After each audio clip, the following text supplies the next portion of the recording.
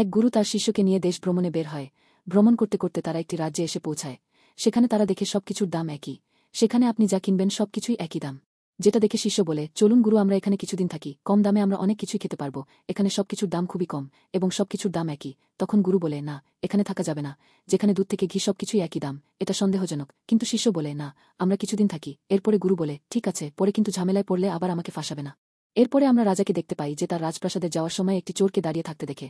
সে বলছিল তার আরেকটি চোর বন্ধু সিদ কেটে চুরি করতে গিয়ে ঘর ভেঙে তার বন্ধু মারা গিয়েছে। সে খুব আহাজারি করছিল। এরপর রাজা তাকে বলে, তুমি রাজসভায় এসো। এরপরে চোরটি রাজসভায় গিয়ে রাজার কাছে নালিশ দেয়। এরপরে রাজা জল্লাদকে বলে, ওই বাড়ির বাড়িওয়ালাকে ডেকে নিয়ে আসো।